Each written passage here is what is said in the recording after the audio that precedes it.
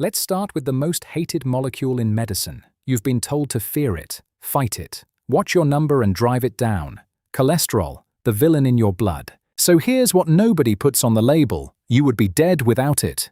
Not weaker, not unhealthier, dead. In the next few minutes, you're going to understand what cholesterol actually is, why your body guards it so fiercely, and how something this essential ever got framed as a killer. Start with a single cell. Each one is wrapped in a thin, living skin called a membrane.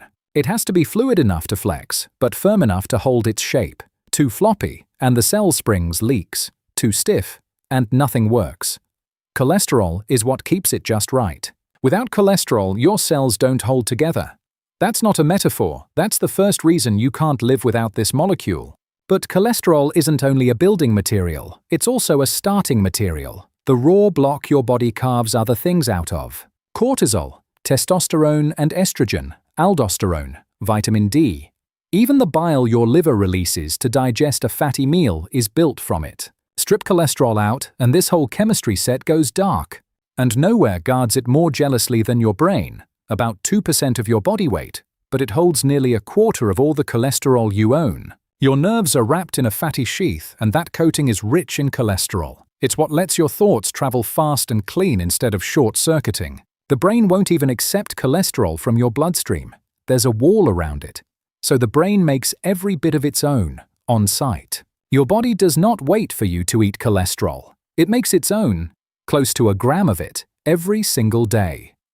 Much of it comes from your liver running like a factory around the clock. When someone says cholesterol is only a food problem, your body's answer is, the story is bigger than that.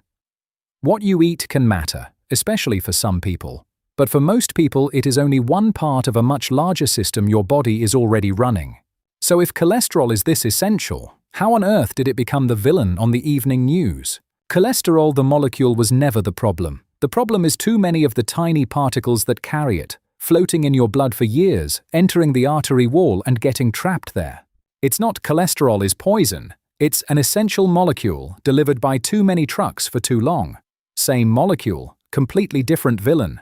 So, cholesterol is essential. Your body makes most of it on purpose and would die without it. And the danger was never the molecule itself. It's the delivery system running in excess over a lifetime.